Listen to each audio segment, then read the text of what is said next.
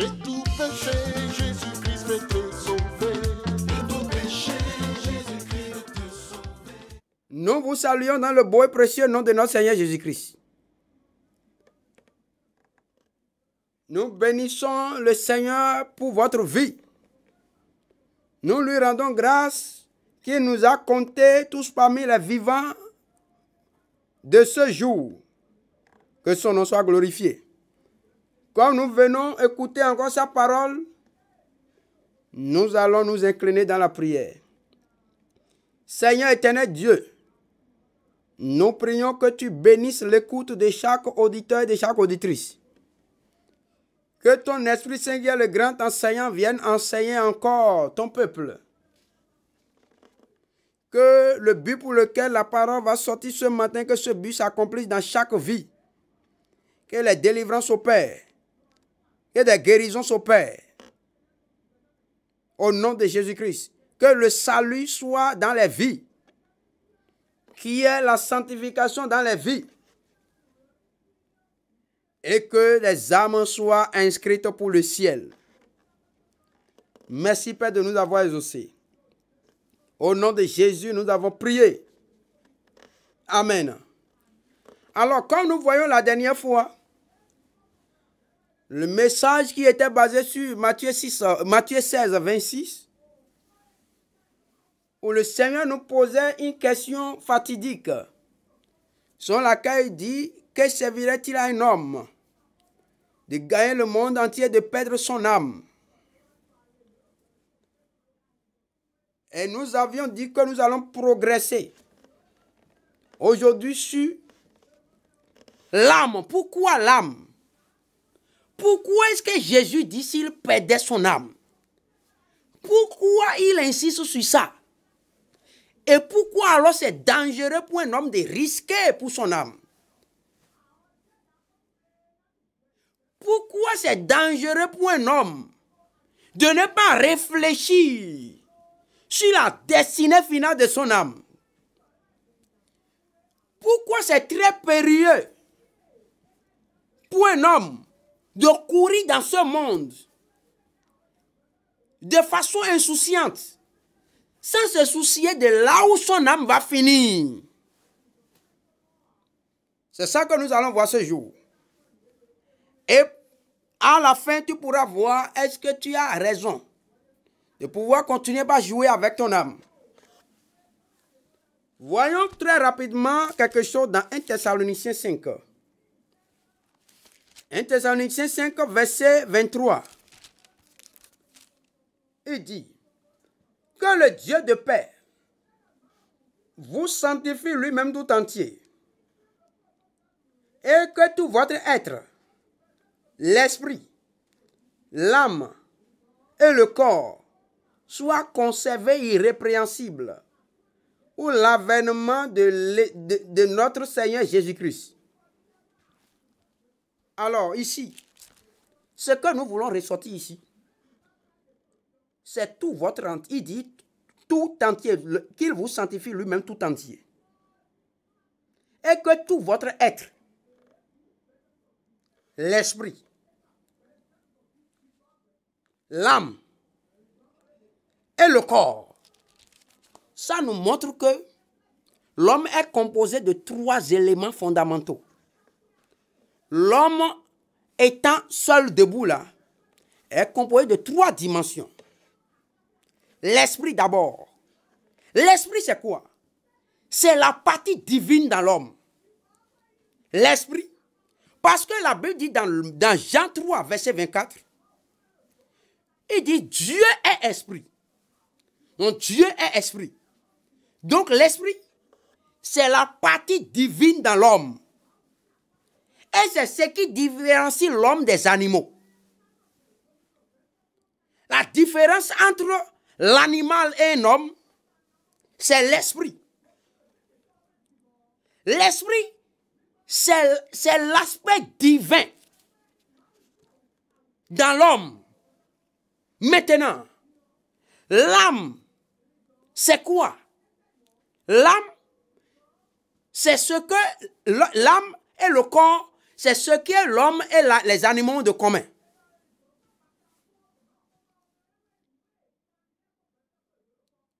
C'est pourquoi l'âme dit en grec animos. Animos. C'est-à-dire l'âme, c'est ce qui fait bouger le corps. L'âme, c'est ce qui permet à l'homme de faire le mouvement. C'est ce qui fait que le corps peut bouger. C'est la même chose, c'est l'âme aussi qui est dans l'animal qui fait que l'animal aussi peut bouger.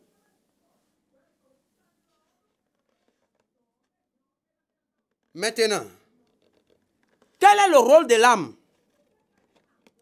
L'âme, c'est ça qui ressent les douleurs. C'est l'âme qui ressent la douleur. C'est pourquoi, quand un homme meurt, tu peux le piquer, il ne va pas réagir.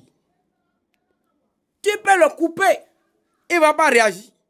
Tu peux mettre le feu sur lui, il ne va pas réagir. Pourquoi? Parce que l'âme n'est plus là. Ce qui va lui permettre de sentir la douleur n'est plus là. C'est ça l'âme. C'est la même chose qu'un animal. Un animal, quand il est debout, il vit encore. Quand tu le piques, il crie. Mais l'animal ne réfléchit pas. Je vais vous montrer tout à l'heure. Pourquoi les animaux sont là jusque-là, ils n'ont jamais construit d'avion? Pourquoi ils ne peuvent pas aller chercher des pierres cassées pour fabriquer du ciment, construire des maisons? Ils vivent à l'état naturel rudimentaire. Pourquoi? Parce qu'ils n'ont pas l'esprit. Ils n'ont pas l'esprit pour réfléchir. Ce qui réfléchit dans l'homme, c'est l'esprit. Est-ce tout ce que je vous dis, la Bible nous le montre clairement? Allons dans Job 32, verset 8. Il dit, mais en réalité, dans l'homme, c'est l'esprit, le souffle du Tout-Puissant, qui donne l'intelligence. C'est ça qui donne l'intelligence. L'intelligence, c'est la réflexion. Donc, dans l'homme, ce qui lui permet de réfléchir, c'est l'esprit. Voyez la différence entre l'âme et l'esprit. Regardons un peu. Lorsqu'on approche le feu de quelqu'un, lorsqu'on approche le feu, on prend quelqu'un, on approche le feu de lui, de son corps. Il ne réfléchit pas pour dire, je vais réfléchir si ça brûle.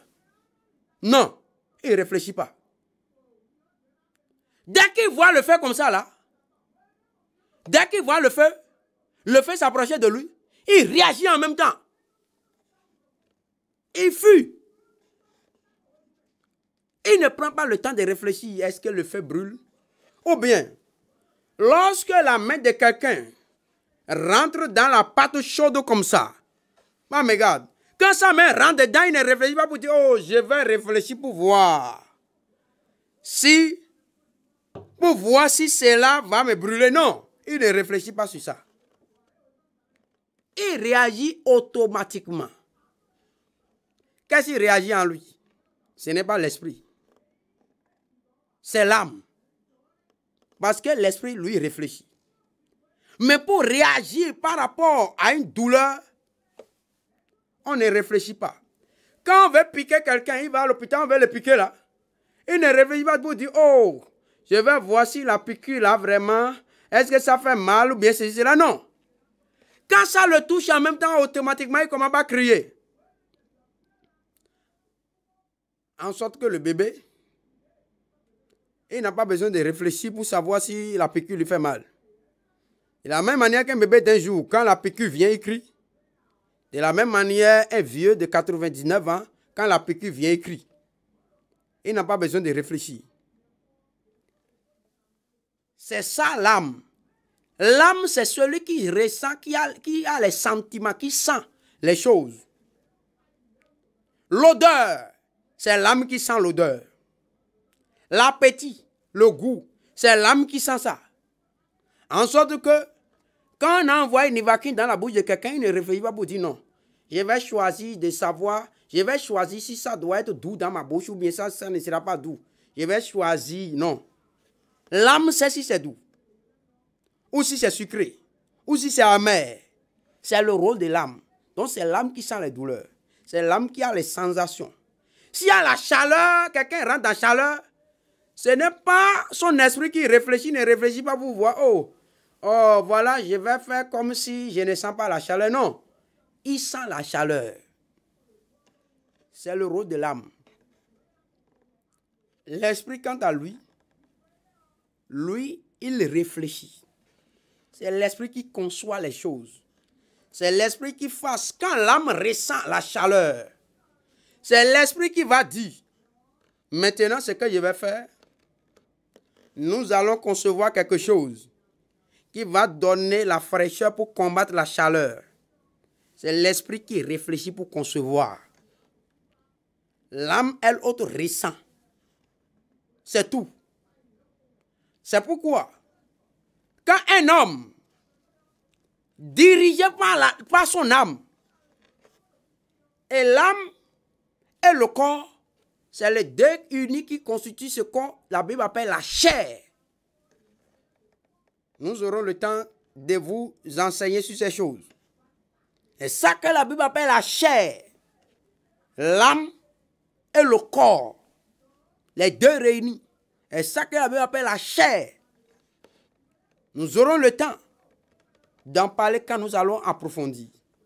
Mais pour le moment, nous voulons voir pourquoi est-ce que Jésus dit que c'est dangereux de perdre son âme. Alors, puisque c'est l'âme, nous avons vu que c'est l'âme qui sent la douleur. Et c'est l'âme qui fait que le corps bouge. C'est pourquoi un cadavre, tu le mets dans la chaleur, tu le mets dans le feu, tu le mets dans glace, dans glace, morgue, il ne sent rien, il ne bouge pas. Si tu veux, tu mets un homme vivant dans glace, là, ce sera la guerre. Tu le mets dans le feu, c'est la guerre. Mais tu mets un cadavre dans la glace, ou bien tu le mets dans le feu, ça ne dit rien, il ne va pas bouger. Pourquoi? Parce que l'âme est sortie. C'est pourquoi. Peut-être toi, tu es déjà dans l'ésotérisme. C'est pourquoi les ésotériques, ils appellent quoi? Le voyage astral, l'expérience de la mort. Pourquoi? Parce que l'expérience, parce que la mort, c'est quoi? De la même manière, la mort physique, de la même manière que l'homme meurt physiquement, les animaux aussi meurent physiquement. Ça, c'est la mort de la chair. Quand l'âme sort du corps, ça, nous ne sommes pas encore sur l'esprit, mais sur la mort du corps, de la chair du moins. Alors, quand l'âme sort du corps, le corps ne peut plus bouger. C'est pourquoi, quand un sorcier est dans ta maison, quand il sort, il a fait voyage astral, tu peux le réveiller, faire n'importe quoi, il ne va pas se réveiller. Il a fait l'expérience de la mort. Les mystiques, quand ils vont voyage astral, l'âme sort du corps. Il fait l'expérience de la mort. Quelle est la différence entre celui qui a fait le voyage, le sorcier ou le féticheur, ou le mystique qui a fait un voyage astral, et quelqu'un qui est définitivement mort? La différence, c'est quoi? C'est le cordon d'argent. C'est la coupure du cordon d'argent. Nous sommes là pour t'enseigner les mystères cachés du royaume de Dieu. Tu dois comprendre ces choses. Celui qui a fait le voyage astral et celui qui est mort, il y a un point commun entre les deux. L'âme est sortie des deux côtés, l'âme est sortie du corps. Mais, la différence est que, pour celui qui est mort, le cordon d'argent est coupé. Mais pour celui qui a fait le voyage astral simplement, le cordon d'argent n'est pas encore coupé. En sorte qu'il peut encore revenir. Et vous allez me dire qu'il a trouvé le cordon d'argent où? Non, vous avez pensé que c'est seulement les mystiques qui connaissent le cordon d'argent. Non, ils sont des tricheurs. Satan est un tricheur, un voleur. la Bible nous parle clairement du cordon d'argent. La Bible nous en parle clairement. Vous voyez? Il nous parle de cela dans Ecclésiaste 12. Ecclésiaste 12, verset 8, il dit, avant que le cordon d'argent se détache, que le cordon d'argent se détache, que le vase d'or se brise, que le seau se rompe sur la source et que la roue se casse sur la citerne avant que la poussière retourne à la terre. Tu vois? La poussière, c'est le corps. Vous voyez? Il dit avant que le cordon d'argent se détache. Si le cordon d'argent se détache, c'est le cordon d'argent qui lie l'âme au corps. Pour former la chair. Et qui permet au corps de bouger. Mais quand quelqu'un meurt, le cordon d'argent se brise. Donc l'Ecclésiaste ici, dans l'Ecclésiaste 12, il était en train de parler au jeune homme pour lui dire, il lui parle de la mort, de se souvenir qu'il va mourir un jour, quand il mène sa vie. Et il lui dit, prends garde, avant que le cordon d'argent se détache, c'est-à-dire avant que tu ne meurs, avant que l'âme ne sorte définitivement du corps. Donc, quand un homme meurt ici, dans ce monde, qu'est-ce qui se passe? L'âme sort du corps et le cordon d'argent est brisé, est détaché du corps. Et à partir de cet instant, ce corps auquel il donnait plaisir, ce corps dont il prenait soin, ce corps n'a plus la vie, ce corps ne peut plus bouger, ce corps qui ressentait les plaisirs, apporte lui la femme la plus belle du monde, lui qui il est un tirailleur, il tire sur tout ce qui bouge. Et tout n'importe quelle femme là, il est dans tout.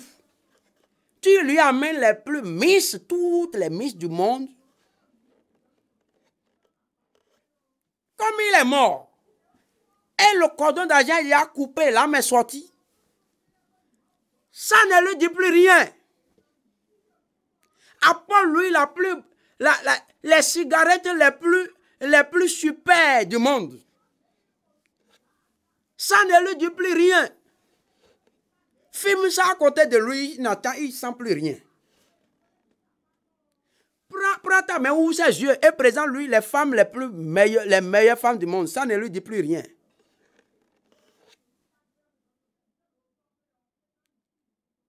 Apporte les vins les plus succulents du monde. Verse dans sa bouche. Il ne peut plus déguster. Pourquoi? Parce que ce qui lui permettait de sentir le goût, ce qui lui permettait de ressentir le plaisir, ce qui lui permettait d'apprécier une beauté, cette chose n'est plus là. C'est l'âme. Cette chose n'est plus là. Mais cette chose sera où? Oui, il dit dans Ecclésiaste 12, il dit, avant que la poussière retourne à la poussière. Comment elle y était. Et que l'esprit retourne à Dieu. L'esprit, lui, va retourner à Dieu. Ah, ça c'est une chose terrible. Il a donné. Et dit, vanité des vanités, dit l'Ecclésiaste, tout est vanité. Tu dois penser à ça.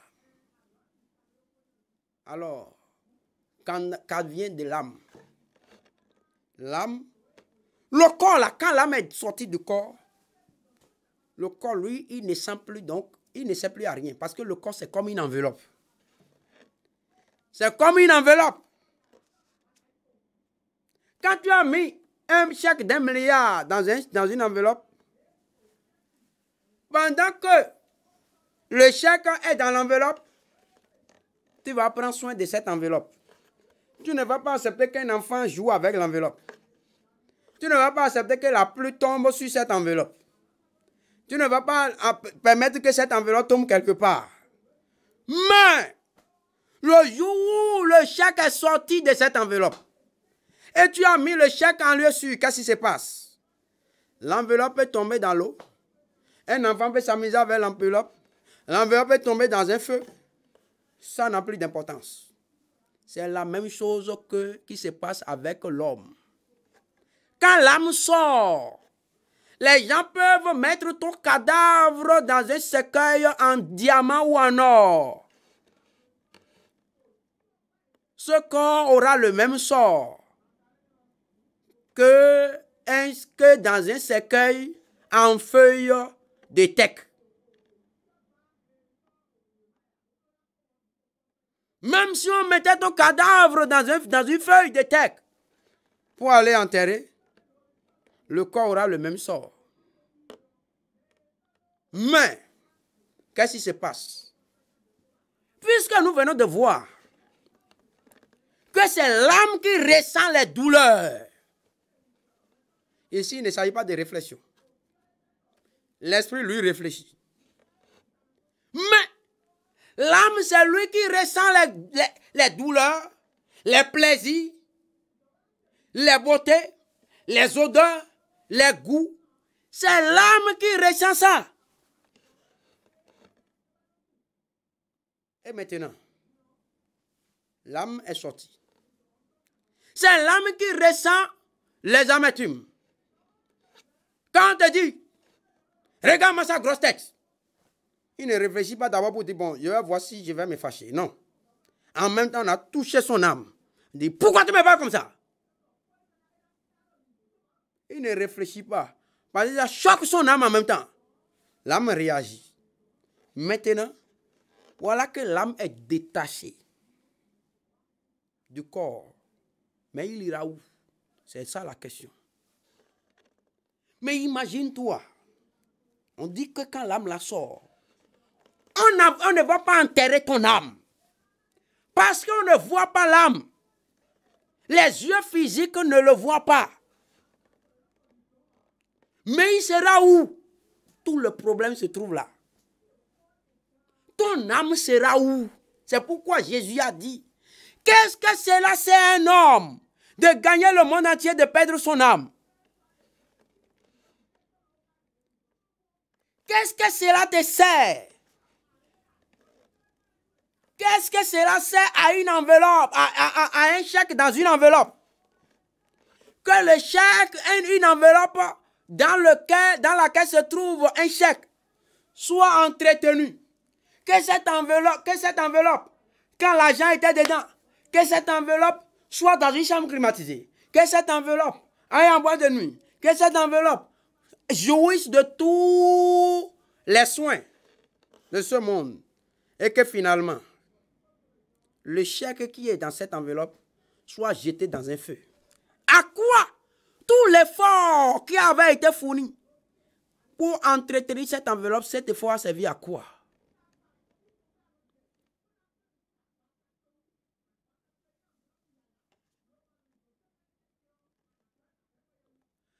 À quoi cela serait bon que ce chèque, finalement, soit jeté dans un feu? Le chèque, c'est ton âme, c'est ton âme. Qu'est-ce que cela sert? Que après que tu aies joui de tous les plaisirs de ce monde, que ton âme... Oh, on a vu que c'est l'âme qui ressent. Quand tu jettes le corps, un cadavre dans le feu, ça, il ne sent rien. Pourquoi il ne sent rien? Parce que l'âme qui ressent les douleurs n'est plus là. Voilà que l'âme, le corps est enterré maintenant. Ou bien même si on a brûlé, qu'on brûle le feu, le corps, que le corps soit donné au chien qu'il mange, ça n'a aucune importance. Ce qui reste important ici, c'est ton âme. Et c'est lui qui sent la douleur. Où est-ce qu'elle sera? C'est le problème.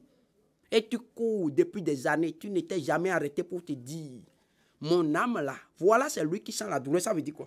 Quand c'est lui qui sent la douleur, qui sent le plaisir, qui sent la douleur, qui sent la chaleur, qui sent la fraîcheur, c'est lui qui sent le goût, qui sent l'amertume, qui sent la douceur. Comme c'est lui qui sent. Ça veut dire quoi? Lorsqu'elle va sortir du corps, si elle se retrouve dans le feu, toi-même, il faut voir quand quelqu'un, il sent une douleur ou bien il a une plaie et ça lui fait mal, tu vois comment ça fait mal, il crie, non? Quand on prend ténage, tu prends pince maintenant, tu pinces le corps de quelqu'un, une partie de quelqu'un, et tu es en train de pincer comme ça, Il crie, il va crier, il crie. Pourquoi il crie? Il crie pour que tu enlèves la pince, que ce soit relâché, que les douleurs cessent. Mais qu'est-ce qu'il sent ça? En lui, c'est l'âme qui sent. Ce n'est pas le corps. Puisque le corps, l'âme est déjà dans le corps, et c'est ça qui fait la chair, et l'âme n'est plus là, il ne sent plus. Mais l'âme qui sentait la douleur là, l'âme n'est plus là. Et si l'âme là maintenant se retrouve dans l'éternité. L'âme là rentre, quand un homme meurt, l'âme rentre dans l'éternité. Dans un environnement qu'on appelle l'éternité, que les yeux physiques de ce monde ne voient pas. C'est l'éternité. Mais quand l'âme là rentre dans le monde de l'éternité, il y a deux pays dans ce monde de l'éternité. Il y a un pays qu'on appelle le ciel et il y a un pays qu'on appelle l'enfer. Le ciel, c'est un lieu de repos.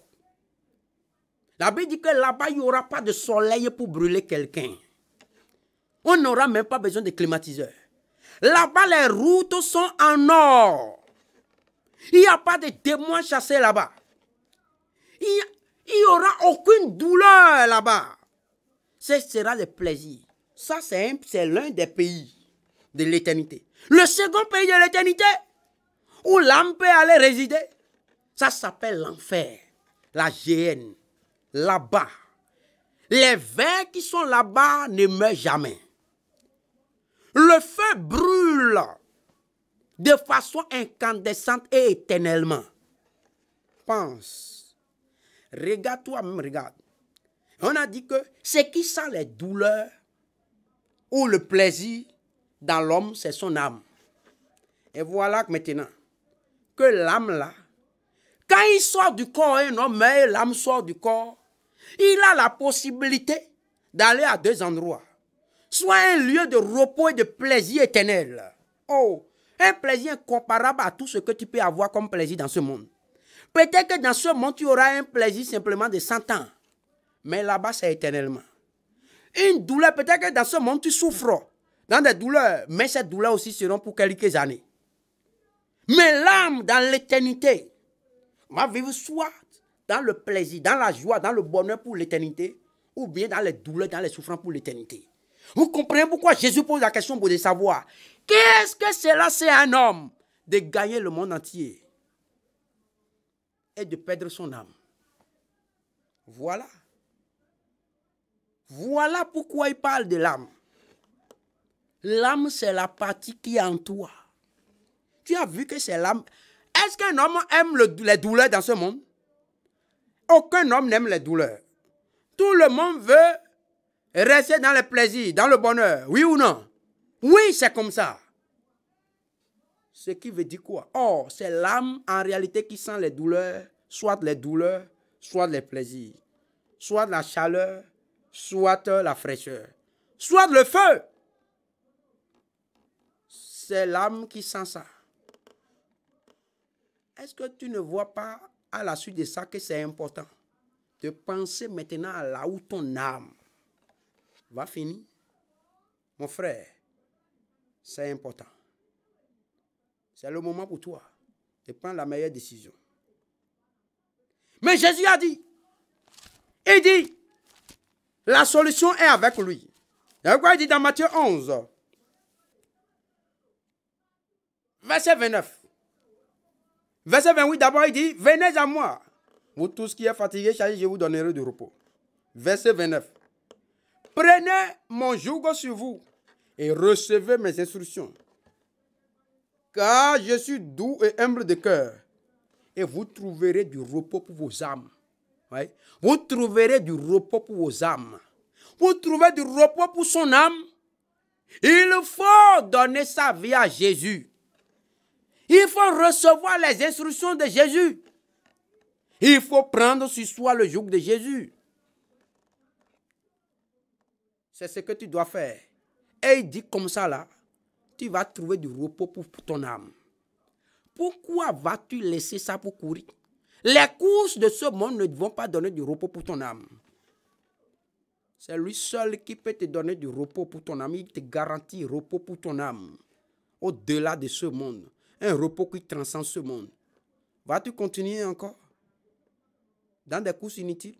pour perdre ton âme. Oh. Le corps que tu entretiens, tu mets crème de beauté, tu mets ceci, cela, mèche rouge à lèvres, tout ça. Ce corps, c'est de la poussière. Ce corps va pourrir. Mais ton âme sera pour l'éternité. Soit dans la douleur, soit dans la joie. Quel est ton choix?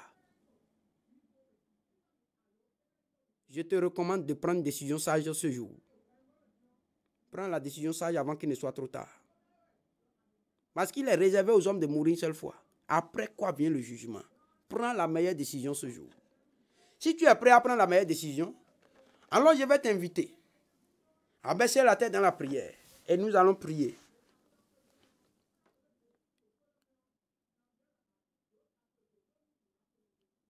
Tu vas prier, tu vas dire, Seigneur, oh, je regrette. J'ai trop pris soin de mon corps. J'ai négligé mon âme. J'ai négligé la destinée finale de mon âme. Je vois maintenant que je suis bien en danger. Pour cette raison, je désire vraiment avoir du repos pour mon âme. Je ne veux pas que mon âme souffre dans l'éternité.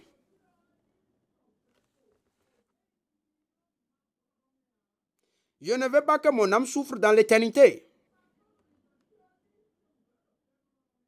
C'est pourquoi, maintenant, je viens vers toi. Seigneur Jésus, tu es le sauveur de l'humanité. Sauve mon âme des douleurs éternelles à venir. Rends dans mon cœur, dans mon âme et dans mon esprit. Rentre dans mon corps. Deviens mon Seigneur et mon sauveur personnel. Conduis-moi sur le chemin par lequel mon âme aura du repos éternel. Délivre-moi des faux chemins, des liens des faux chemins qui vont me conduire dans les douleurs éternelles. Sois désormais mon Seigneur et mon sauveur personnel, au nom de Jésus-Christ. Amen. Seigneur Jésus, je veux te dire merci pour la vie de tous ceux-là qui ont entendu ton invitation solennelle ce jour et qui sont venus à toi. Tu as dit que celui qui vient à toi, tu ne le rejettes pas. Ne les rejette pas. Accepte-les. Quoi qu'en soit les péchés, tu as dit que tu vas les laver s'ils viennent de tous les cœurs.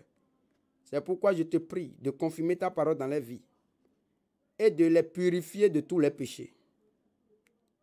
Que tu deviennes les seigneurs et les sauveurs personnels. Que tu les délivres des liens de l'enfer. Que l'espérance de la vie éternelle soit les partage. Donne-les dès cet instant de te chercher pour le reste de leur vie.